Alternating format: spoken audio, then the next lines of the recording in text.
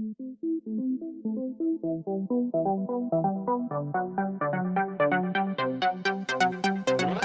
everybody, and welcome to the HTML Things Podcast, episode 81, The Customer Experience. I'm your host, Matt Lawrence, and I'm joined again by my co-host, Mike Coran. If you've been enjoying that podcast and you want to support us, there's a couple ways you could do that. You could review us on Apple Podcasts or on the platform that you're listening to this on. You can also check us out on that Patreon. We only have a couple of tiers, but the $3 tier will give you a shout-out in the podcast, and we will share a link to your website in our show notes. And the most important one is just to tell your friends that we're here and ready to be listened to, and if you or your friends are ready to go a step further, come hang out with us in our Discord server. Discord server is well over 300 members now, so come check out our various programming channels and off-topic channels and all the rest of it in there. But moving on here, weekly pain point. Mike, take it away. All right. I'm going to steal your weekly pain point, Matt, just because we were talking about it before. You son of a bitch. And I'm stealing. You son of a bitch. Because it applies to both of us. Year-end stuff. Oh, the yeah. weekly pain point has been stolen. Oh, yeah. But because it sucks. Like, I hate doing this. Both of us hate doing it. Like, we always... I mean, I don't know. We don't leave it to the last second, I'd say, ever. But we don't keep up with it during the year. We have all the papers and everything. Like, to be clear, we have all the papers and everything. We just digitize it at the end of the year, and I just feel like that is a mistake now. It's reached a critical mass where it's not one day of me sitting down with all of my receipts and just digitizing it. It's a matter now of being like, holy crap, there's a lot to digitize. Yep. So we've reached that point where I think we need to just do it during, because it wasn't that bad before. It'd be like 3 invoices each month. So that's like 36 invoices all year, or 36 like receipts and stuff all year, because it's like your web dev business. I mean, you pay for an annual subscription for your hosting. That's one invoice. I mean, what? Now it's gotten to the point where we're just like every day for like a week or so, we're going to have to be sitting down and doing like a ton of hours just to consolidate all our stuff. And then we're going to probably have to have a big meeting with our business advisor, accountant, and he's probably going to tell us that we're doing stuff wrong. Anyway, it's going to be kind of a disaster. I think we're going to be looking into maybe getting a bookkeeper for next year if everything goes well, because I don't want to do this. or proper payroll. Maybe a proper payroll system so that we don't have to save a bunch of money after each month and we don't know how much. Well, that's the thing that sucks. So like, I'll just like disclose this. So like, one of the things that we do, and this is for Canadian law, is like you pay your tax. Obviously, normally when you pay your tax, if you work for another company, they'll pay you a certain amount, per hour, and then they pay you on a pay stub a certain amount, and on that pay stub there's various deductions for various taxes or CPP, which is the Canadian pension plan, and all that stuff. There's a whole bunch of stuff on there that's like a deduction that you're paying out to the government and various bodies, the provincial, the federal, whatever. We don't do that, but we have to. So what we do is you're just supposed to save money per month, and then at the end of the year, we pay our taxes. So everyone else is getting a refund because the companies, when you get a pay stub, assume how much you're supposed to pay, and then normally it's an over-assumption, which is like the safer way to do it. And then you file your taxes however you do, and you determine how much your refund is. We don't do that. We never pay out all year. We pay out at the end. And so this year's been very busy. So this is going to be one heck of a year to sort of do this. So it's going to be a little bit of a mess. Like that's probably why we probably should have seen this coming. I mean, we have all the papers. Like it's not like we're so, some people are so disorganized. They don't have anything. Like I barely have any papers anyway. Most of my receipts are digital. Like no, that's what I mean. Like any like paperwork, digital or physical paper. Like we have it all. Like it's there. Yeah. What I'm saying is a lot of people will not even have that. They'll lose everything. They'll not have it. Seriously though, they won't know where anything is. And then at the end of the year, they're like, "Holy crap! Like I don't know how much I made." Whereas for us, it's just a matter of putting it into a program. I mean, at least we're that far. And we're actually even farther than that because everything's already actually in a program. 90% of everything's already in a program. We just have to classify it because we do use QuickBooks, and it's tied to all of our accounts. So it kind of automatically gives us, its best approximation of what each transaction is, and we just have to make sure that it's correct and change it as it goes. So it's not a disaster. It's and just all our invoicing is through there at least. So it's like all our income is automatically disclosed because QuickBooks connects to an accountant. Like automatically, like he can log in anytime, just see it. Yeah. So I think we're okay. It is a weekly pain point, and it's probably going to be another whole week of weekly pain point. But we'll get there, in my opinion. Like I think everything will be fine we're probably overestimating and, complaining too much on this part, but whatever. This is what we do every year, so it's fine. Well, one of the things, just as our final closing note, is Mike and I, for this year, literally we've gone from like totally fine to like panic to like in between to like whatever, because we don't know whether we saved enough, we didn't know whether we did this enough, that enough, like whatever. So it's a matter of we are guessing at every stage. Minus us actually putting the shit into QuickBooks, which is pretty self-explanatory, in terms of like how much we owe, what we need to deduct, like whatever, which like accountant's going to do, thankfully, because hell if I know. Basically, we're at the point where we're guessing. And that's what we kind of concluded before we jumped on this recording, was that we're guessing at every stage. We should probably just fill in the QuickBooks and go to somebody, or go to like our regular guy, obviously, because this is just out of control. Like we had estimates of like, do we owe like more than we saved? Is that the problem? But then we look at the percent and we're like, wait a second, but we saved more than we were recommended to save. So like, now what's going to happen? Like, it's literally gone that far. It's like, oh my God, like we need to save money into this year to pay off our taxes. But then it's like, wait, but we saved a bunch. Now how does that work? And then we're all confused and we don't know what our tax bracket is. That's where we're at. So thank God for accountants, and moving on. This is a me heavy episode this week. I'm Matt heavy. If you can't detect my voice, I'm a little bit nasally today. But basically, this episode is going to be all about the customer experience in two different ways, so two different segments as well.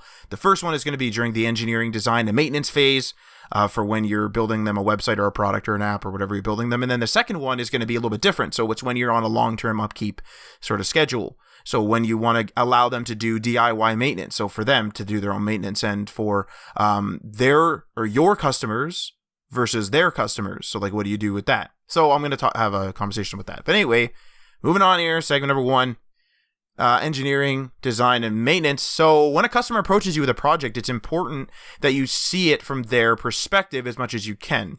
So unless you're in a very specialized niche, you're more than likely to have a bunch of competitors that do the same thing as you. So to stand out, you need to offer value over your competition.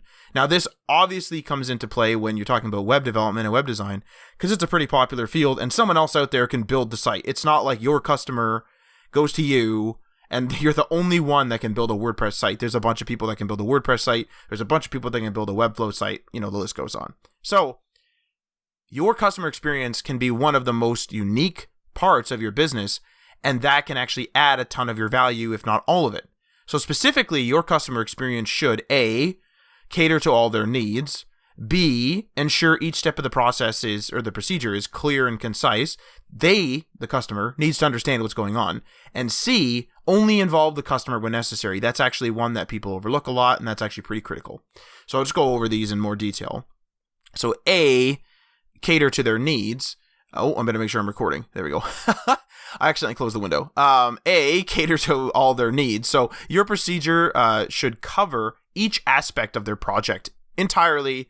Obviously, you might cut some stuff from them, but at the end of the day, when you've consulted with them and they agree on this is my final product, your procedure should cover every piece of that final product.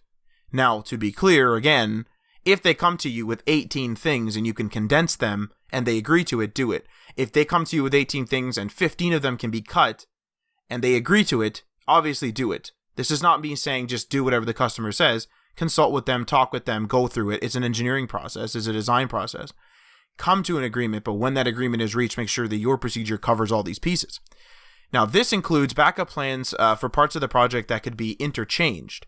So, for example, different vendors for processing payments. If you were planning on using Shopify and all of a sudden that doesn't work and they need to use a more formal invoicing software, maybe they need to use QuickBooks, for example, whatever their process is. So something that you're maybe not researching a lot, but something that you need to keep in mind. Another example would be pulling from a different API. So if they don't like if you pull in all their information onto a web app and they don't like how this information is organized in this particular API, or they don't agree with the date format, or just something that is really hard to fix or not possible to fix on your end, then you can absolutely, change API normally. There's usually a few out there for each thing, but just keep in mind that you need to know, like, hey, I'm working on API 1 and API 2 exists. So if they complain about API 1, I need to, quickly just read up on API 2. You just need to be sort of aware of that. Moving on to B here. So B is ensure each step of the procedure is clear and concise. So it's important that the customer knows exactly what is going on at each step of the process. This helps alleviate customer frustration and misconceptions. So, for example, if a customer thinks you're doing X and you're actually doing Y, then you may be stuck doing more work and redoing a bunch of the stuff you've already done to accommodate X. So if they think, hey, like I'm going to have a big CMS and everything's going to be editable and it's fine, a lot of the time customers will just assume that type of thing. WordPress is a good example. WordPress is a big enough brand where some people just think websites are WordPress, especially non-technical people. And when you make them a site, a regular one, a static one, or in a different CMS even, or no CMS at all, they might say, whoa, where's WordPress? Like, what happened to WordPress? We've had that a couple of times. And so it's important to realize, like, hey, we need to discuss this stuff immediately. Everything needs to be clear and concise for them, so they know you're not getting WordPress, you're getting this.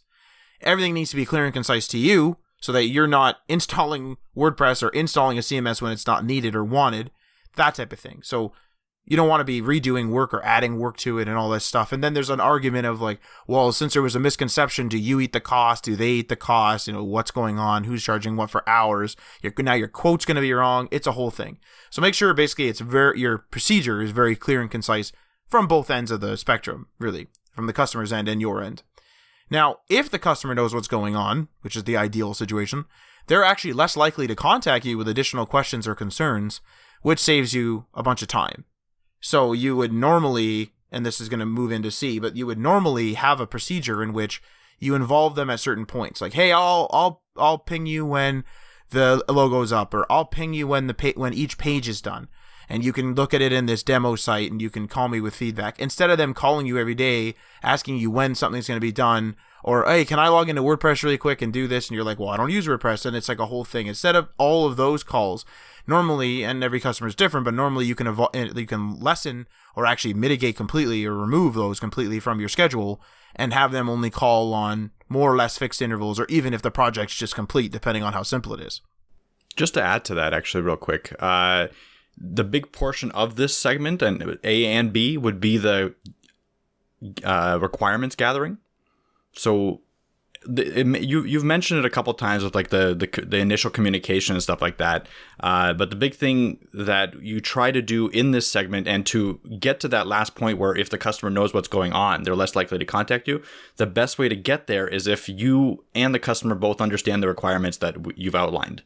Now, this is a lot easier said than done, like part of the process, because a lot of the times what's going to happen is you're going to go through, gather the requirements as best as you can, but there's going to be misinterpretations of each point, or of some points at least. And you're going to put your best foot forward on those points, and the customer is going to come back and be like, well, yeah, I wanted a form for people to be able to sign up to, my email list, but and you put that in the requirements, but I actually wanted it to look like this, or I actually wanted it to sign up right into MailChimp that I've already set up. You should have known that. I already set up a MailChimp, but right. You didn't know that, right? Like, those kinds of miscommunications are going to happen, and your job initially is to try to alleviate that as much as possible. And then also to then adapt as much as possible as you can to a certain degree, because sometimes it's going to be really ridiculous. For instance, let's go with that mail form. Like, let's say you set up a mail form, you've explained to them like, okay, you can set up this mail form. I'm setting you up a brand new one. It's going to go to your email and stuff like that, and you can organize it with your time. You both agree to it, and then he comes back and he's like, well, I already have 1 million people in my mail form. I need that to be fully integrated into the website, and I actually need it to be on launch day, which is like a day or two ago. Those kinds of situations, although rare, could happen, and that's where you have to put something maybe in the contract to kind of, put some of the pressure away from you, or try to be reasonable and explain to your client why that's not possible in the time frame that they outlined. Those are the kinds of situations that are hard to come by, they're hard to go through, but it is part of the customer experience that you should expect. Not everything is going to be really easy, but the more you do it, the more you gather requirements, and the more you get that feedback back and those conflicting points, the better you will be at it. It's tough to be able to put your, be perfect on the first try. So just keep trying to evolve your process. Don't make a form of requirement questions and then stick to that for 10 years. Always improve that process after each and every client that you have. So again, if they have some sort of an issue with one of them, maybe build that issue into your next client's form. That's a good point, actually, to bring up the fact that it's never going to be perfect, I would say. There's always going to be something missed, even if you did your due diligence and that person still wanted their thing in MailChimp at the end of the day, and they never really verbalized that. A lot of that will actually come down to, I don't want to blame the customer, but sometimes they will assume a lot of stuff. And so you're not going to blame them. You're not going to be like, yo, you're an idiot. You should have known, because they're not really supposed to know. But at the same time, you couldn't have known without them telling you. So there's just some stuff that's going to fall through the cracks. You can go over email over and over and over again. And if they say, yep, I'm good with it emailing me, and then all of a sudden they're not. I mean, it's not like you didn't do your due diligence and they were probably just mistaken, or they didn't know what was going on, or the situation changed. So it's just, that's important to know, is that if your procedure is consistently missing things, then maybe you need to take a look at it. But all procedures, or any procedure, is not going to be perfect. It's not going to catch everything. Moving on to C then. So C is only involve the customer when necessary. So this is one I actually think that people either do too little of or too much of. So I'm just going to go through this. If your procedure isn't clearly laid out, you're likely to find yourself constantly contacting the customer for information that could have all been collected in a single phone call or email. Now, while you'll certainly want to contact the customer when needed, of course, it's important to reduce the amount of times you do so. So relying on their answer can actually delay you for days or weeks, especially if they're slow to respond. And constantly contacting the customer for information or content may actually cause them to overthink what they're sending, which could result in them requesting a redo or modification to an already completed step. So to kind of go over this, you want to keep your customer in the loop, of course, especially if you've discussed in A and B, or like in the information gathering sort of process. You want to, keep them in the loop. And if you say to them, I'm going to contact you every Friday, or I'm going to contact you every page every page completion, you want to continue to do that, because they're going to want to know what's going on. You don't want to do 10 of the 15 pages they wanted, then have them call you because you didn't call them, and then they're like, well, I actually changed my company colors to red, and now you're stuck changing a bunch of crap. So you don't want that if you can avoid it. So that's exactly why you should contact them on a regular basis. But there's also that other side of the coin, where if you keep contacting them and if you keep doing stuff, humans are indecisive. Humans don't really know what they want. Sometimes they do, but in general, humans don't know what they want. I mean, we humans, all of us, didn't know we wanted smartphones, and now most of us have a smartphone, for example. We didn't know we wanted computers, and then now I'm on a computer right now. You're probably listening to this on some sort of computer, whatever. Well, you are. You literally have to be. You have to have some sort of computer, whether it be your smartphone or whatever, to listen to this. So we didn't know we wanted computers, and now we do. So if you keep contacting them and keep bugging them for stuff, so if you're like, hey, how do you like the header? How do you like the font? How do you like the font size? How do you like the font type? How do you like the content layout? How do you like the justification? They're going to get into this pattern where they're going to be like, oh, I can just change stuff at will. And they're going to start overthinking stuff and like, let's change the justification. Let's do this. Let's change that. Let's go here. Let's go there. Let's move that. Let's move this. But if you send them a bunch of stuff, like on your regular thing, if you send them a full page, if you send them multiple pages, whatever you agreed upon, normally they might come back with some feedback, but it'll be like they look at it at a more high level because there's more there. And they just go like, hey, can we change the headers to red? And then that's it. It's not going to be like, hey, let's move the header. Let's move this, we move that. And I want to be clear here as well. Every customer is different. We've talked about this in other episodes. Some customers want the communication every day, or they want the communication where they're involved in every step of the process, which involves you more. So as long as you're both okay with that, do it. But if they're not asking for that, or they're not indicating that they want that, you and your website you're making for them is normally less of a priority. If they're running a landscaping business, their priority is to do the latest landscaping job that they have on the go. Their priority is not to contact you. Your priority is doing their website.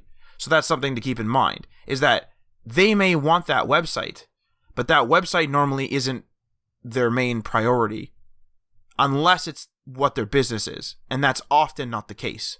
Because if people are tech savvy enough to launch a business online, often they'll go with a custom built, or like a not a custom built, but like a Wix or a Squarespace. They're not going to come to you for something that's custom built, or come to you because they usually are, the reason why they're coming to you is they want to offload it. Like, here you go. Like, I don't want to do this. I have to go build this garden because I'm a landscaper. Go do this. They don't want to be constantly called during their landscaping day being like, how do you like the title? And be like, dude, just build the site and I'll talk to you on Friday or whatever. So just something to keep in mind that I think a lot of people overestimate, especially when they're first getting into it. Another, sorry, go ahead. Okay, yeah. So just one thing right on topic with that is, I think I like to put my best foot forward a lot of the times, especially after you go through all the trouble of gathering all the requirements. That's the heavy communication phase. That's where you will probably have to have a meeting with a customer and stuff like that, and you'll have a lot of questions and answers. Once you go through that, one of the better ways that I've seen it done is when you, like Matt was saying, instead of sending them like a header or like here's the font, put an entire page together that can be used and stuff like that, and throw it at them and be like, this is what I've come up with. What that does is it shows your professionalism, because you've already put something together. The customer can see a whole complete product pretty much. And B, it will allow the customer to make the adjustments that they were going to make anyway, and much more clear, rather than adjusting something 15 times. Like Matt was saying, like that if you ask them to adjust something 15 times, they might, and that will throw out all of your designs. You're the professional in this case. That's why they hired you. So a customer wants to see what you can do with the information given to you, not what you can do with all the information given to continually fed by the customer. So treat it like that for the most part. Now, obviously, like Matt said, every customer is different. Some people want more control. I'd argue to say that you should push back on customers that want a lot of control, because again, you're the professional in this case. You should be able to put your best foot forward and then allow adjustments to a certain degree. Now, don't, put your best foot forward, put a page out there that they've kind of approved already with a wireframe, and then get them to tell you that you have to redo every little piece. That's a bad customer and client relationship. Like, that's not you working together. That's him working against you, essentially. You want to stop that. But for the most part, it's going to be you put your best foot forward. They'll be like, oh, this is perfect. I just needed to change like some wording here, some font here, and that's it. That's the best way that I've seen it done, at least. That's a good point where you're sometimes you're actually I don't know what the opposite of impressing a customer is. I can't think of the word for the opposite of that. But if you don't put your best foot forward, they might think you're incompetent. They might think that you're not confident in the work you're doing for them. And they might think like, whoa, this guy doesn't really know how to make this website. Maybe I should have went with somebody else. I would have just thrown it all together with their best professional opinion, or, whatever the market asked for. That's a good point, where they might pull your skills into question. And I like the pushback. So we'll do that. We have a couple, like, obviously, again, every customer is different. Some guys want to be contacted every week. Some want every day. Some want every few days. Some want every milestone. But, like, you should push back a bit and try to make it so it's like, no, I think, use your professional opinion. I think I should contact you at the end of the project. I think I should contact you at the end of the CMS installation. Or I think, whatever you think, you should push for that. Now, some customers ain't going to go for it, but then you got to adjust your price based on that. If they want to do a 2-hour phone call every day, that's 2 hours labor, right? Depending on what you're doing. If you want to go on a long-term contract with them or whatever you're doing, and you want to negotiate one of those hours to be waived, then whatever. But make sure you adjust appropriately. If you're going to work on their site for 4 hours a day, and then they also want to do a 2-hour phone call, remember that your 2-hour phone call is not going to be while you're coding it up normally. We've had customers that like to see the site change live with like a live editor with like Webflow. That's fine. And like sometimes some of that development work would get done during that time. But the bigger stuff obviously needs to be kind of taken off air and do it done privately. So just make sure you budget. Anyone who's a little bit more higher maintenance, it's fine, but they need to just pay a little more because they're higher maintenance, of course. So I think we'll move on to segment number 2 here. Actually, I do want to throw in one really quick point I just thought of. One of the things I read, and I don't remember where I read it, this was years ago, is at the end of the email, most people will say, let me know what you think. That is fair only when you actually want to know what they think. don't actually give them that option or that out if you don't want to know. If they have a strong feeling about something, because they're paying you, will let you know anyway. And I'll often put now, if you need any help or assistance, let me know, or any questions or concerns, let me know. I don't always put that, that's up to my discretion. And I don't rarely put, let me know what you think, unless it's something like we're designing something and they'll be like, we tried 4 types of style, and then on the, whatever, and I'm like, hey, let me know what style you think. That's something where I literally need and want to know what they think. But if you give people an out, if you give people an opinion spot, they're going to start thinking, because they didn't know what they wanted in the first place. They're going to be like, well, it'd be nice if we move this. It'd be nice if we delete that. And maybe we should not have this. Maybe we should add 6 pages. And then it balloons. So just at the end of your emails, if you do not need or want to know what they think, don't ask them, please let me know what you think and let me know any feedback. You could be kind and say, if you need any help, have any questions or concerns, please contact me. But oftentimes that's a very general end, and they'll just kind of read over that and not think of it. And if they actually need help, they will ask help. If they have real feedback, they will contact you about that. So segment number 2, just a small brief aside for that. But segment number 2, upkeep, DIY maintenance, and then your customers versus their customers. So this should be interesting. So if you're making a basic static website after completion, you and your customer will, more than likely part ways. Built on their site. Here's your business card site. It can't be edited. Bye. That's it. Okay. However, if you're doing something a little more complex, like maybe a WordPress or CMS, you may need to go a step further. Now, you may require to, this is like a big thing, train the customer in person. A lot of people forget about this. If they haven't used WordPress, or they haven't used the CMS you're using, Couch CMS, whatever it is, they haven't used that before, you're probably going to have to train them on it. Now, this is probably done usually via a custom guide of some sort, whether it be a video or a written one. And you might even need to help them publish content, moving forward on an ongoing basis. Some people are just writers and they don't want to deal with anything on the site. They don't want to deal with formatting. They're going to write up a Word file and you might have to put it on. So that's a long-term contract, long-term agreement basis. Now, you can speed up this procedure by using the same CMS for more than one customer and making your guides more general. So, for example, here's a major time-saving tip. If you make 3 websites for 3 different customers, you can make a single guide for how to publish a new post. Let's assume they're all on the same CMS. So you can make one guide on how to publish a new post rather than 3 slightly different ones, which are all branded for them and they're using their exact website's backend as a screenshot. If you know you're going to be using WordPress all the time and you know that people are always asking how to make a new post, make a single guide as a general guide for them. As an aside, using the same CMS over and over again actually allows you to get better and faster at building websites with it. And the additional experience can also help you fine-tune your customer experience. That just makes sense. That's just your practice makes perfect, basically. Just something I wanted to bring up. Now, if your project is more complex and it's upkept by you on a long-term basis, then you may have more responsibilities than just your customer. You may also be responsible for helping your customer's team / employees and even their customers.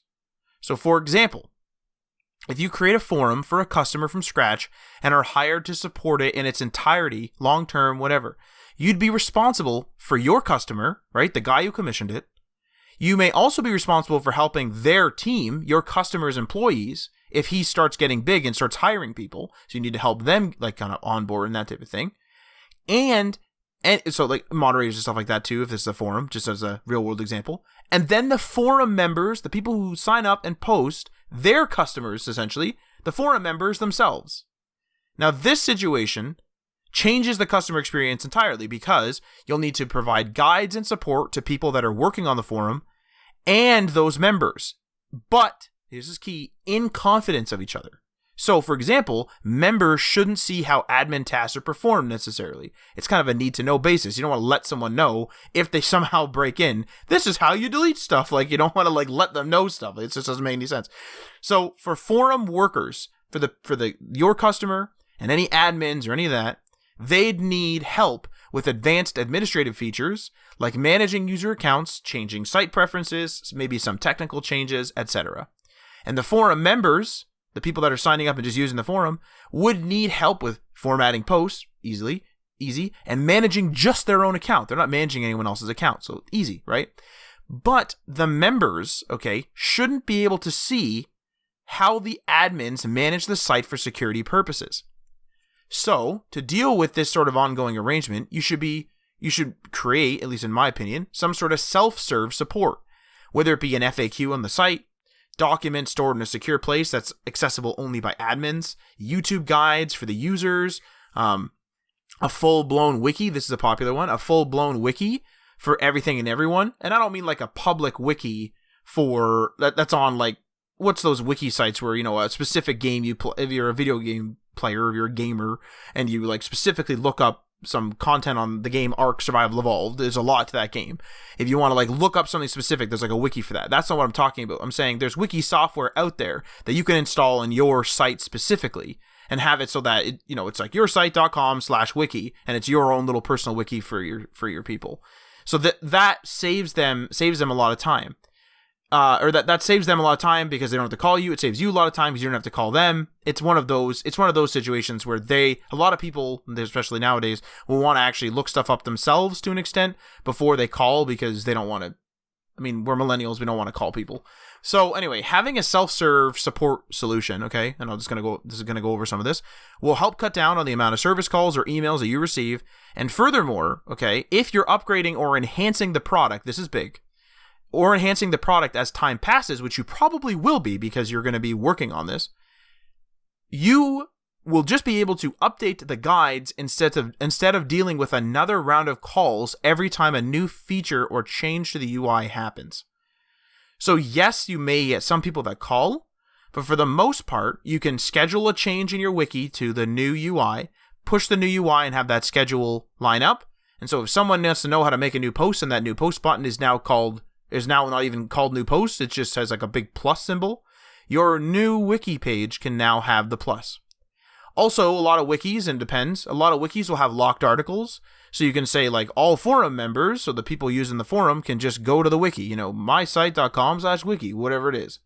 But then the admins can log in and they can get access to editing, probably, if you want them to, and the admin only post, like, hey, this is how you delete a user, this is how you reset a password, this is how, whatever. That's how you like kind of lock it down. Self-serve tech support might sound like a cop-out, especially if you're one of those people that hates talking to a robot, but there's a reason why it happens, and it is actually because for the non-tech savvy, they do not know what's going on. They do not know. They're not like a tech-savvy person who can stumble their way through, and they know, well, I know somewhere there's a user management portal, so I know I need to like do this somewhere. If they hire a moderator that is not technically savvy, they just follow your procedure. They have no idea what's going on. That's just a fact, straight up. So just on that, and I just want to, the SelfServe Portal I think is a great idea and should be done across a lot of different kinds of projects. I think we were talking a few weeks ago about passive income. I think self-serve portals and these wikis and FAQs, that's what brings your income into kind of a passive structure. So if you have a service contract, if you have a self-serve portal, if most of your questions can be solved by that, and that's the whole point of frequently asked questions, then you're essentially, getting paid to upkeep that self-serve portal, and then only dealing with the requests that are extremely specialized, which is, making that income that you're doing and those projects more passive as you're going. And I think that's what everyone wants, as a better quality of life, to be able to take on more projects as well. The other thing that the self-serve portal does for each project, if they're on a larger scale, is that it allows you to come back and look at your own questions. Because sometimes, you'll be working on different projects for a couple of years, and then all of a sudden some questions start arising from an older project 2 years ago. Well, how are you going to, you're going to forget. That's what we've taught you to forget, essentially. You shouldn't be keeping everything in your mind anyway. So how do you do that? Well, you go back to your self-serve portal and you see if any of those questions have been solved in there. Because, this brings me to my next point, a lot of the time people won't use the self-serve portals, unfortunately. Now, there's different strategies to kind of force them to go in there first.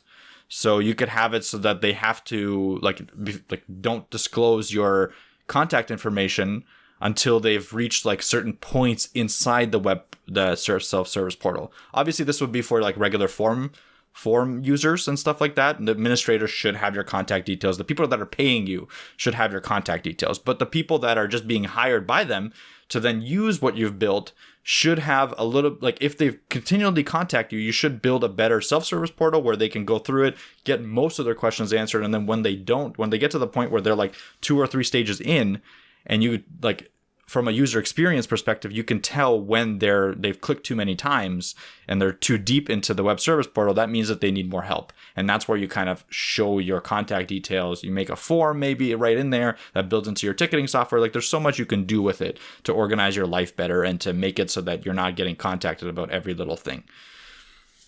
That's a good point, is a lot of people will see the self-serve portal as a cop-out, or they won't want to read it. And so you should need to kind of force them to it. If they do call, one of the things that I do is I tell them to pull up the article, and I don't like hang up. I stay with them and I like tell them to go through, hey, like this is how you do it.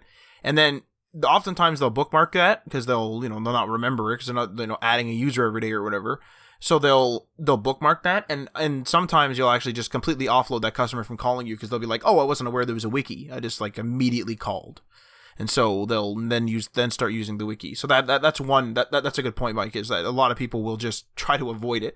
Like oftentimes there's a reason why people mash 0 when they call someplace, because they just want the agent. They don't want to deal with some robot talking to them. So, but I think that concludes sort of the body of the old podcast here. I think it's time to move on over to that web news, and Mike made up this one. So Mike, take it away. All right. So this week's web news is titled "Working Too Hard," or I guess the other title would be "Toxicity in Tech." It's taken from an article on dev.to by Nadia Primak, and the title of the article is "Work Culture Toxicity in Tech." And this is something that I've kind of thought about a lot, and it's not something that I've run into too much, but I have seen the social media kind of war going on, and I'm just wondering, A, from Matt's point of view, what he thinks, and B, we're going to do another Twitter poll at the end of this, so stay tuned for that to see what our audience thinks on this topic. So, with demands on developers increasing, sometimes we find ourselves working almost around the clock on some projects, or splitting time between multiple projects and extending our days like beyond, the 9 to 5 or 8 to 4 metric is becoming kind of outdated almost in our industry, especially. It is almost required for a junior dev to make it in the industry that he puts in the extra hours. And sometimes he'll put in the extra hours at almost no extra pay or no extra pay at all because he's on salary. I learned recently that in the States, when you're making above a certain salary percentage, or I think it's like around the $30,000 mark, you can't, like, you're not required to pay overtime anymore. So you can work 80 hours and that's it. You're making 30,000. That's it. So I've heard that that's a thing. You can correct me if I'm wrong. I don't really have a source on that, but that's kind of a crazy thing to me. So because of this, there seems to be a war going on between people that think we are all obligated, especially in our 20s and like early 30s, to work 68 to 80 hour weeks to prove ourselves. And then the other side of the coin is people that think it's insane because, that's kind of a crazy lifestyle to live, like working 80 hours a week. Essentially, you're working all the freaking time. You're just going to work and then going to sleep for a whole 10 years. Some people are saying you should be doing this. Now, the question I have is it toxic? Like, is this something that should continue as an industry? Like, should we force developers through this like gauntlet of kind of, I guess, quote unquote hell work weeks? Or should there be a more standardized work-life balance where people have to work between the two? And I'll give some foreshadowing. Should there be some in between where, there should be like a way for people to work a lot of hours, and there should also be a way for people to, have that work-life balance as well. What do you think, Matt? Well, it's a good question, because we're in a weird place where we're business owners, we're entrepreneurs, and so we kind of see, and we've also been employees, so we've seen both sides of the coin, and we're only, in the grand scheme, a few years into our entrepreneurial journey. So the other side of the coin, being employed, is fresh in our minds. Basically, we're not like out of touch, where we've been working for ourselves for like 30 years or something. So we're in this unique period where to be honest with you, because I think we're in this, I don't actually know. And the reason why I say this is because I hear people complaining about how, like, we're kind of at the age now where, like, a lot of people are moving out and, like, doing their own thing and they're budgeting and that type of thing. And a lot of the times they'll be like, well, we have no budget to do this. I have no budget to do that. I can't do this. I can't do that. I can't do this. I can't do that anymore. I can't do this. And I hear that so often that, and this will get back to the developer part, but I hear that so often that I wonder, and this is weird, I wonder whether we're not supposed to be doing anything but work. Is our society built upon that? Like, I'm not saying whether it's right or wrong or whether I want that or don't. Like, I'm saying that is our society built on the fact that we shouldn't be doing anything else? This era, like this era of time, has a lot of entertainment items. There's movies, there's TV, there's podcasts, there's phones, there's all kinds of stuff all the time available for entertainment. But back in the day, it was like you go to the drive-in or you go to, like, the restaurant occasionally, and you, like, the ice cream parlor or something, like, you know, classic stuff that you would see in like a 60s, you know, 60s era movie, right? 60s, 50s. And there's a lot of work. Like, people did a lot of work during that period, but the weekend they would go and they would, like, go to the beach or something, depending on the season. But now it's like there's a demand in our lives to take in entertainment. And I have this demand too, right? So I don't know. I don't know whether that's weird, Mike. I don't know if that doesn't make sense. But when people complain about, I can't do this, I can't do that, I can't do this, I'm just like, well, I don't know, I guess you have to work overtime. But then that other part of my brain comes to me and says, well, it's a little bit ridiculous that they have to, you know, they're not going to have that night off and they're going to have to just work. Like, I don't know. Like, are we supposed to? I think this might be a weird guilt trip thing where I feel guilty for having free time. And I feel like that's actually a common thing with people. Like, should we be guilty? Like, should I be working until I can't stand anymore, going home, going to bed, and then eventually, I don't know. Like, I don't know. I don't know. But like, I fully feel that as well. Like, I feel sometimes when I sit down at the end of a work day and I want to just play some games or watch some movies, I feel guilty. And I don't think that's right. I don't think that's right, and I don't know if that's the corporate work structure. Like, we don't have a corporate work structure between us. Like, no. We don't monitor each other's hours. Like, I do have some clients that I work with where I'll write down the hours that I do, but we don't have a bad relationship in the sense that, like, they need to see exactly every hour that I've worked and what I did exactly in those hours. Like, I do write pretty detailed notes about every, like, the days that I work and how many hours I do, but I've never had an issue with that. So I'm not monitored like a standard maybe corporate employee would be. And yet I still have that same sense of guilt where, like, I'll finish work at 8 p.m. sometimes and I'll be like, oh, I should play a game. But then I'm like, well, I could be doing X, Y, and Z for work because I have so much to do. So should I be just going and working? And sometimes I'll want to do it. Like, that's another weird thing. And that's why I think that there is, like, some sort of a middle ground here where sometimes I do have the sense where, like, I want to continue working throughout the day because I'm legitimately enjoying what I'm doing. And I don't have too much issue with that. It is probably throwing off my work-life balance, yes. But sometimes a project demands it, and I'm really excited about a project. But the problem is that we're working for ourselves or we're working for a contract. Like, we're our own entrepreneurs, so the more work we put in, essentially, the more we can get back from it. Whereas in a corporate work structure, something that I do have experience in, but I've never really done too much overtime. Like, I've worked pretty traditional jobs in the sense that I worked in a kitchen like a long time ago where if we put in overtime, we get paid overtime. So that's the same thing. Like, I'd be okay with doing that, obviously, because you're getting paid an extra, and it wasn't forced either. So, like, if you're in a situation where you need the money and the hours arise, you choose to get it. And usually it was a competition to get the overtime hours. Right.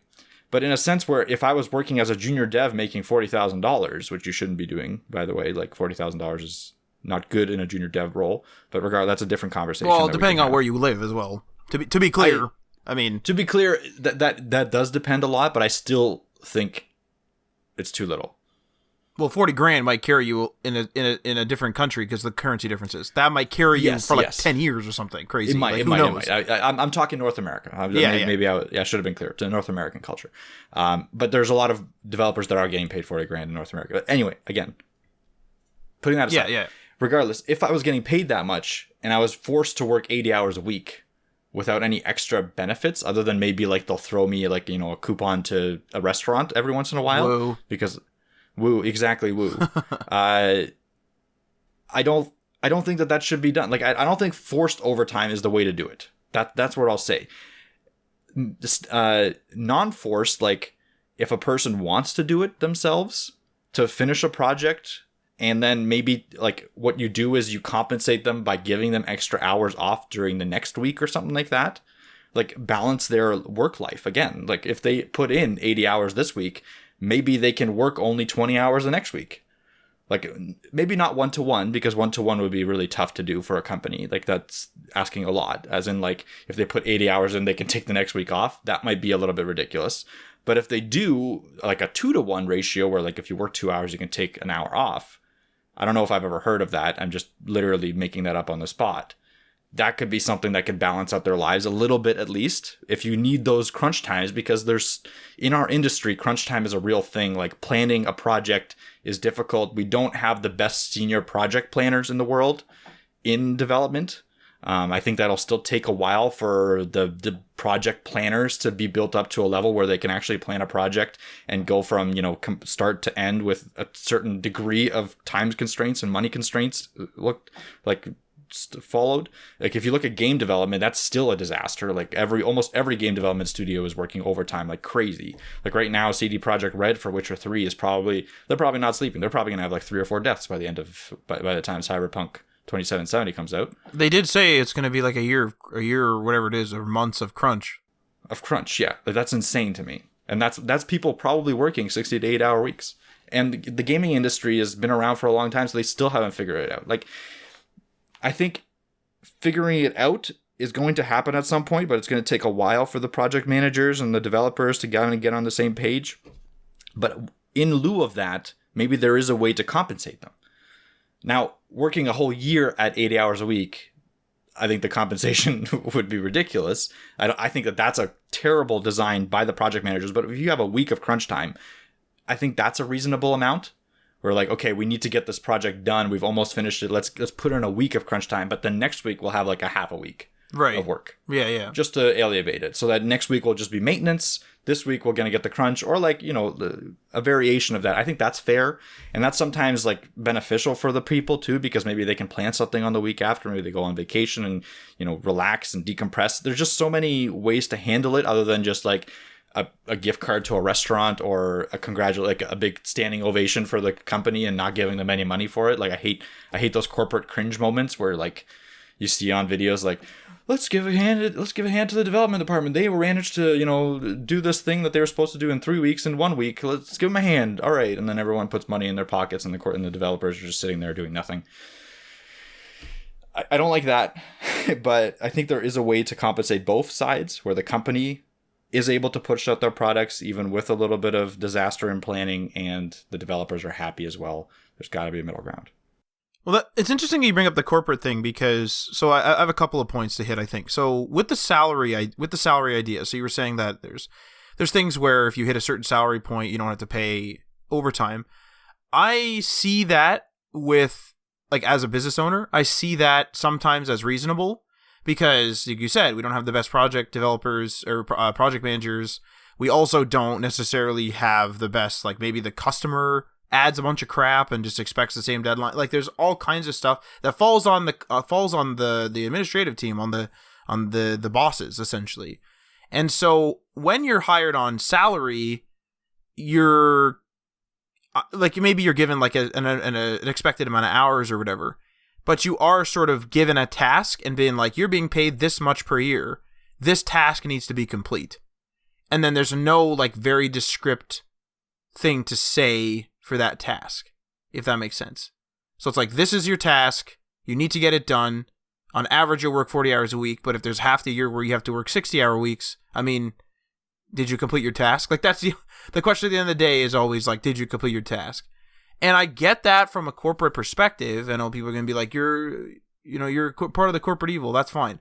What I'm saying is that I get it, especially as a small entrepreneur. If we were given a really large project we couldn't handle, and we hired 2 people, and we gave them a salary of some sort, and we were working our asses off, and then the client starts changing stuff. I mean, is Mike and I the corporate evil because we had to hire 2 people and not force them, but like, kind of incentivize them to work overtime, or just say like, you need to get this done by Friday. We've already paid you your salary. I don't care if you have to work all night. You have to get this done because it looks bad on us if it's not done.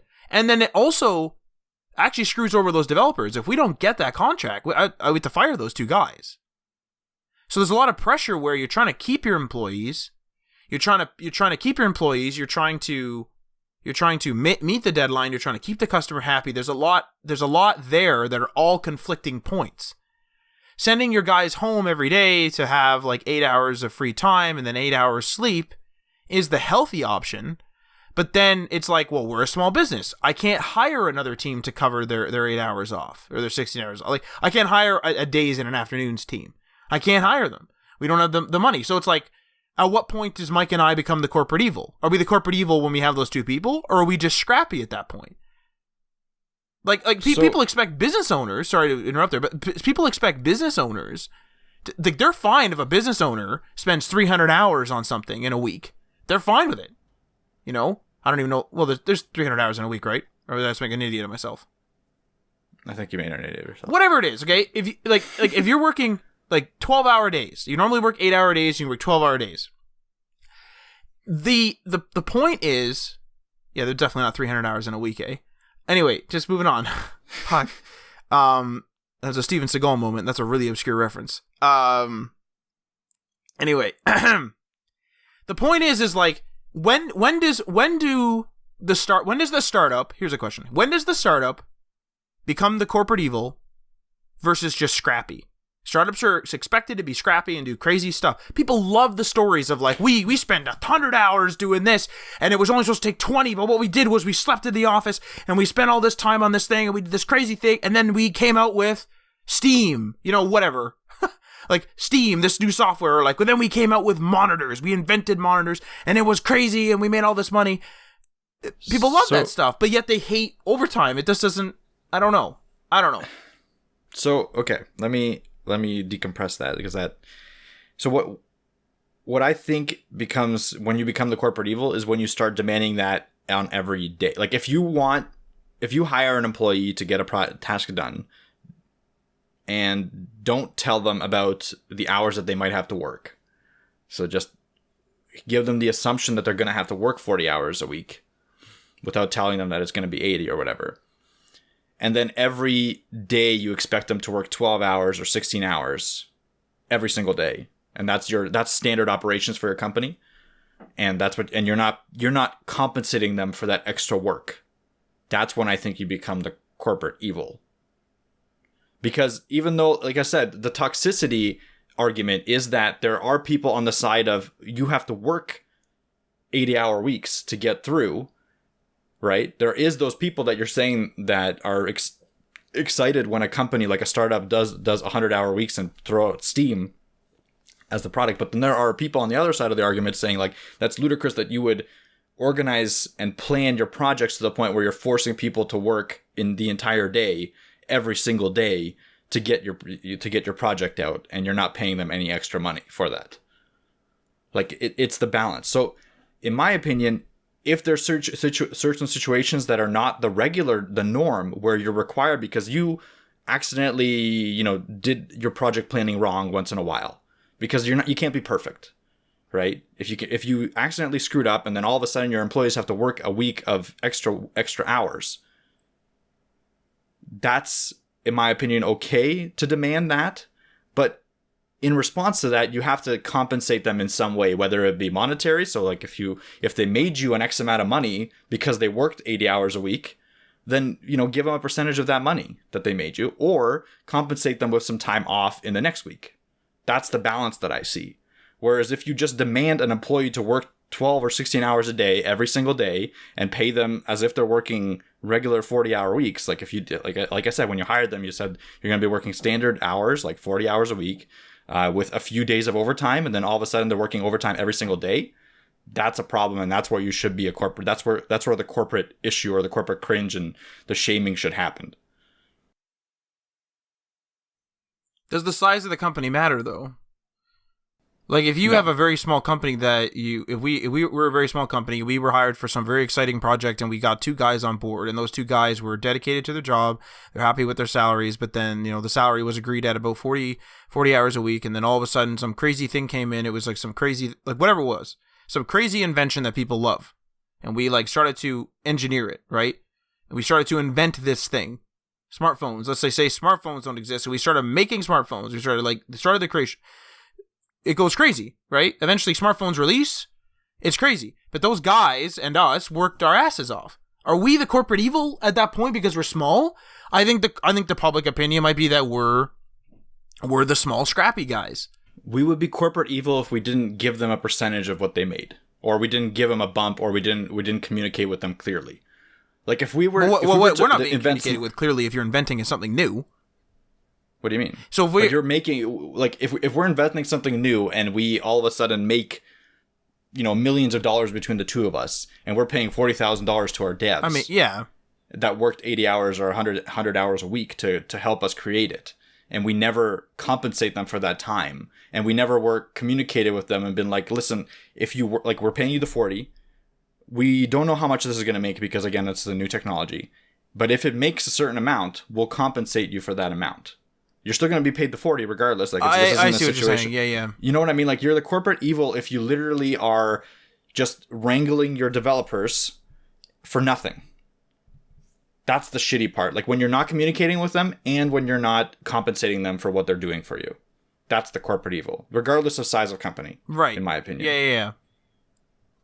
So that's the communication. Like if we were to get that task of create a smartphone, obviously that's a ridiculous task, but if we were to get that task and we had those 2 employees, we couldn't afford anymore because no one's funding this, it's just our own task, right? Our responsibility would be to sit down with the employees and be like, this is what's on our table right now. This could make us tons of money, but we will probably need you to work overtime in that time. Now we won't be able to pay you until until we're done and we get some money. But once we get the money, we'll either give you a percentage or we'll give you a big bonus, and we'll agree with that and maybe sign a paper saying that they're fine with it, and then we move on. And then there's no problem in my opinion because we've communicated with them, they've agreed, and that's fine. That's okay. Yeah, that's fair, I would say, because if you're I'd say the communication is a big one. I like that. Like if you're both going into the unknown. It's like, hey guys, next month we're going to be starting this weird project. If you don't want to do this and you think it's going to be unstable or whatever, then you're free to seek other employment. Like, I mean, that sucks, but it's like... That's fair. I mean, that's fair. Like, hey guys, we're going to do this. You're welcome to stay here. If not, get out. You know? Like, that makes sense. I don't mind that. I struggle with this because, like, I'm a person... I value my free time. I like to play. I do a lot of stuff. Like I watch like TV and stuff like that. Obviously, like everybody else, I like to play like a fair bit of video games. I do like another whole podcast as a hobby. Like it's just the list goes on. Literally, I like to just have free time. Now I do a lot of work too. Oftentimes I'll go and do something for fun in the evening, and then when people go to bed, I'll stay up even later and I'll do more work. Like I did the show notes for this at 3 a.m. last night. Because I was gone for, it was a long weekend here in Canada, so I don't even know if it's across Canada, in Ontario for sure anyway, but it was I think it's mostly across Canada, but there was also President's Day in the U.S., so... Oh, I didn't know it lined up with that, okay. But anyway, it was a long weekend here, so I took like a long weekend vacation, I wasn't home. And then I came back at night, and then I just was like, oh, I need the show notes for tomorrow. And so that's your dedication step, where it's like, okay, I'm just going to do it now. I'm just going to do it. So I just like did it and told Mike, okay, do your web news. I'm going to go to sleep. I'll wake up and then we'll start recording kind of thing. So if I was forcing an employee to do that, some people would say that's cruel because it's like they just got off vacation. Technically, it's still their vacation time until the next workday. But like I'm dedicated enough to do it. And this is where I think the problem lies in, where there's different types of people. Some people work to live. Some people live to work. And I don't know what the answer is. Like I feel evil forcing somebody to work a bunch. But because like I wouldn't want to do that. But is it because I'm doing a lot of work when I'm sitting there? Like, there's a lot of people that hate their job and they don't do a lot of work when they're sitting there. It's just true. There's some people that aren't very productive. Some people are not. And so you're forcing them to do overtime to sort of like which sometimes they're being compensated for because they didn't get something done. And this is to, they're doing more hours to do the regular productivity of a regular person. Whereas like I do a lot during the workday, or at least I try to get a bunch done during the workday. So like I feel like I've done my work. You know what I mean by like, if you have like a lazy day at work, you sort of like, that's sort of like where a lot of the guilt comes in, where you're like, damn, like I didn't do that much. Now, sometimes it's not the case if it's been busy prior that week. But if, let's say, it's just been like, normal week, and then all of a sudden your Wednesday was really lazy and you're like, damn, I should have did more. I think a lot of people don't have that beat themselves up mentality, if that makes sense. Where I think if you're not an entrepreneur, you usually don't have that beat up mentality. Right. And so when you're the entrepreneur in this case, and like, let's say we hire a small team of people and they're all working in their office or remote or whatever it is, our open concept office. But anyway, if we like, this is such a weird, like, this is so weird because this is such a weird like topic to wrestle. I feel like the answer to this is this is just like the fair thing. You have a amount of hours that's guaranteed, or at a salary at a recommended amount of hours to a person. So they're able to scale their lives at, like, they're able to buy an apartment of this stature, buy a house of this stature, have whatever the hell they want, get married or whatever. They get to run their lives to a certain degree, but have a clause, if available, because maybe there's no work available, that if you want to work overtime, this is the approximate amount of overtime. You have to compete with it for other employees, and this is how it's compensated, or maybe it's not compensated. This is the amount of overtime on salary where you might have to do, or over your recommended hours, if you're dedicated, or if the project isn't done, and you will not be compensated, like you have to work 42 hours a couple weeks or whatever it is. I feel like what's happening is like there's this weird mentality of, if you don't work these 60 to 80 hour weeks, you're like, what do they call those people? Like a snowflake or whatever. Like you're weak. Like, oh, you just want to have free time. Like, why aren't you just at the office? Why aren't you just sitting down working? Like, why aren't you punishing yourself? Why aren't you punishing yourself to get further in your job? And there's merit there. You're younger in the beginning of your career, so this is the time you should do it, because later you're not going to be able to. But then, should you be working away your youth and not have the thing? And actually, there's another side thing too. Like, I know this is such a complex problem. So you go to like Toronto and stuff like this, okay? And there's all this like hoity-toity stuff. There's like, boutiques and these fancy restaurants and everything. It's all like, oh, this is for the youth. Is it? I thought the youth was doing 60 to 80 hour work weeks. I mean, right? So, I mean, it's for the youth that's making a lot of money and not working much, which isn't a lot of us. And then, like, the living wages are ridiculous out here. I'm not going to get into that. Standard of living is, like, way the hell, like, up here.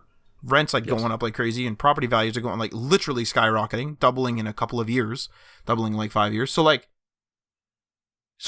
that's the question. Like, I think it's unhealthy. I'll say this. From a medical perspective, and I am not a doctor, it is unhealthy. Well, this is, like, my opinion. It is unhealthy to work 60 to 80 hour work weeks all the time. I think it's good to be dedicated to your job where you do good work all week. And then if there's, a week where you're supposed to release something and it's a little bit behind, you do a little overtime, that's different. Like, what I just did last night is overtime. I technically was still on vacation, but I did it, right? That's my overtime. But if my free time in the evening or whenever I take it is constantly interrupted, I start actually, and it's my company, I will start resenting the company. I will start getting to the point where I'm like, fuck this place. Like, literally, I don't have any other way to say it. Where I just don't want to be there anymore. I'm being treated like a number in my own company. And this will happen if you're an employee as well, of somebody as well. And so I would say that Mike's right on the communication front, where communication's key. I think it's okay to feel bad that you didn't do work, but I don't think it's mandatory. Like, I wouldn't expect someone to do that. And if you want to work all the time, there's jobs that allow you to do that, but I just don't think it should be forced, maybe. I don't know. Yeah. I like I said, like you said, I think you summed it up pretty well, the whole problem. And then where I stand on it is it has to be clear communication and clear compensation. That's it. Now, the compensation can vary greatly. Like, it could be something as simple as literally a little bit more time off or something like that. If you can't afford to pay your guys more, then let them take a little bit of time off or whatever. But you be clear about it and communicative. Or it could be as much as if you're like making something crazy and you're paying them a salary, they can have a portion of the company, they can have a percentage of the income. Like, you can do something where the more work they put in, the more money they get out. And then it's up to them to decide how much they want to do to a certain degree, because obviously you need to get it done, but that's incentivizing their overtime. I don't think that overtime for the sake of overtime just to prove yourself as a young employee is a thing. Like, I think that's bullshit, in my opinion. I think there should be again, communication, compensation has to be one of the two. Or both, sorry. It has to be a combination of the both. Yeah, to an extent. I mean, if they're working 2 hours overtime and they're on salary once every year, or they're working even 10 hours overtime for the whole year, I don't necessarily think they need to be compensated if they're on a salary. Because they need to be dedicated. I would estimate, this is my opinion, that they should want to do their job enough to be like, okay, because we're talking like less than 20 minutes extra a day, and they're not even doing it every day. You know what I mean? Like, this is not, it's 10 hours of over the whole year is a joke. Like, I did an hour and a half last night. I'm already 10% into that. Like, and it's already done. I'm not dying, you know? Yeah. So, like I said, when it's a once in a while thing, I don't think people mind as much. I don't think it's an issue. No, yes. It's the problem when it's crunch time for a year, or crunch time for like, when it becomes the standard. That's like when I think it's a real big issue. When it's literally like every project becomes crunch time, and the projects flow into each other, and then you're always in crunch time. That's when it's a problem. When it's every once in a while, for me personally, and this is my personal thing, I don't mind the crunch time every once in a while, because I am passionate about what I do. I am building something for the future. I do like the people that I work with, etc. Like, there's a lot of positives, and I know it's temporary. That's another thing, is like, I know that this crunch time is temporary. If it was like crunch time all the time and I didn't think it was temporary, I'd probably have like a panic attack or something. Oh yeah, like, it would be too much. Yeah. So that's where I stand now. For the Twitter poll, I don't know. We'll be throwing that up with the episode like we did last week. We'll have to hammer out what the questions are going to be. Like, it's standard. It's okay to work 60 to 8 hours a week. No, I will only work 8 to 5, like 40-hour weeks.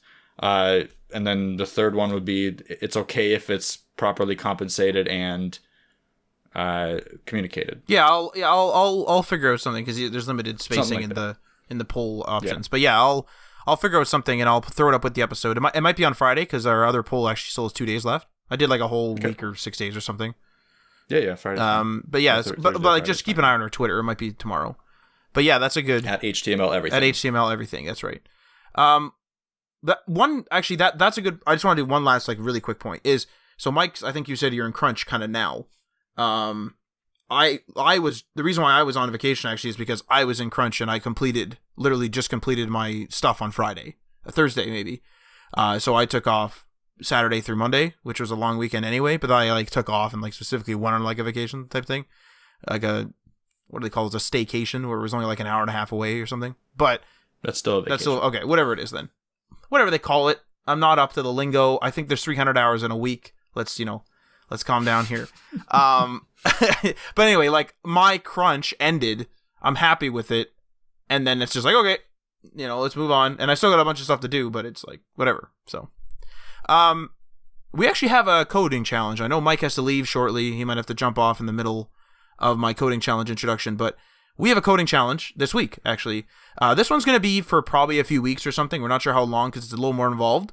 So keep an eye out, or like listen in to the next couple episodes. Maybe next week or something, we'll like have an exact cutoff, because I just don't know how long it's going to take people to do this. So our coding challenge is going to be a slider, actually. So now the parameters are, we want a straight up HTML, CSS, JS. So no jQuery, no Bootstrap, none of that. We want no libraries, nothing. Like, I'm talking, you make a slider with those three things, those three technologies. No Tailwind, No Sass, none of that. I want vanilla CSS, regular HTML, and just JS, JavaScript, vanilla JavaScript. Now, there's one other parameter. I want there to be a configuration / I almost said manifest, that's not right. So just a configuration file. I want there to be a separate file in there, okay, where you set stuff up. So whether it's an XML file, JSON, whatever it is you want to do, I want there this file to have customizations. Now, I'm not being strict on the customizations, but I want there to be at least 3 in there. And examples of customizations are, let's say in your HTML you have 10 slides. So you have 10 slide divs. In your configuration, you might say limit slides to 3. And so you're just setting that variable to 3. Other things such as whether you want things to be full width or not full width, like maybe you could set the max width in your configuration file. Other things like, do you want the thing to auto change? And then another one actually on top of that is what's the interval? So maybe you in your configuration file set 10, and that means 10 seconds, and then it will change to slide 2. 10 seconds, and it will change to slide 3 automatically. Actually, another real quick one that Mike came up with earlier is, do you want UI elements to show? So do you want, the little dots at the bottom, like the navigation dots for a slider? Do you want them to show? Do you want them not to? And I'm not being strict with that. If you don't want to do dots and arrows, that's fine. Please note that this has to be responsive. It has to work on phones. It can be tap. So if you just want to put an arrow and you want the person to have to tap and not swipe, that's fine. I'm not being strict on that. But it has to work on phones down to iPhone 5, I'd say, like approximately. Not super strict. This isn't like a $1 million prize or anything. This isn't even a prize. So anyway, it's a coding challenge. So we will just have it so that it works on phones. We always do to iPhone 5. Phones through, computer screens, regular monitors and such. And that's it. Now, if you have any questions or anything, feel free to DM me or whatever on Discord. I would say let's join our Discord, and the link will be in the show notes. It's the HTML things Discord. Yes. You can probably Google it pretty easily. And all the details will be in the Discord. Like, we'll have a post inside of the coding challenges thread there. Yeah, the channel. That will detail everything. Yeah, that will detail everything. So. Yeah, so I'll do that. Also, this will be in there too. Just push it to something free. So push it to something like GitHub, and then we can download it and take a look at it. And I want to be clear here. All that tech is supposed to be like the HTML, CSS, and JS is all vanilla, regular crap. If I have to compile it, you're out of here. I'm not compiling anything. I'm not running Webpack or Get. I'm not doing any of that. I want to be able to go into your thing, double click on the HTML, see the slider working, okay? And then, be able to configure some stuff in your manifest. Make sure you comment it properly. Again, an XML file, a JSON file, whatever you prefer, whatever you're using, whatever tech. Another JS file, I don't care. Something where I can go in there and quickly change variables, I don't care. I want that to be a separate file, a completely separate file. So you should have at least 3 files. You should have an HTML file, a CSS file, a JS file, and a configuration file in whatever format you prefer. Again, I will put these notes in there. You can ask questions and comments and stuff like that in the coding challenge. No due date yet, because I don't know how long. This is like a little bit more involved. I'll also put in the Discord, or if I forget to, please remind me, just a link to a free stock photo source, so you can just pull in some CCO files, which are like public domain files. You can just pull in some, like those will be the images you can use. So that's it. Again, community guidelines, no vulgarities and crap. Just do it up, and we'll probably just share our favorites on the Discord or like on our Twitter and stuff like that. Like whatever. Like we don't know there's no prize for this. You're not getting paid. It's just a coding challenge for fun for the community. So get out there and show us what you got for a slider, modern slider. I think that's it. So yeah. So thank you for listening. Make sure you don't miss an episode by subscribing on the platform of your choice. You can follow us on the socials via @HTML all the things. That's on Facebook and Instagram. You can also follow us on Twitter. That's on via @HTML everything.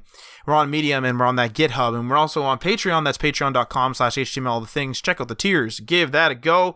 And many thanks to our $3 tier patrons. That's Sean from RabbitWorks JavaScript. Find him at youtube.com/RabbitWorksJavaScript. Garrick from Local Path Computing and Web Design. Find him at localpathcomputing.com. Excuse me, Craig, a.k.a. Cosworth. Ryan Gatchell from Blue Black Digital. Find him at blueblackdigital.com. Chris from Self-Made Web Designer. Find him at selfmadewebdesigner.com. Tim from The Web Hacker, find him at thewebhacker.com, and DL Ford from dlford.io. Feel free to leave a comment or a review on the platform you're listening to this on, and we are signing off.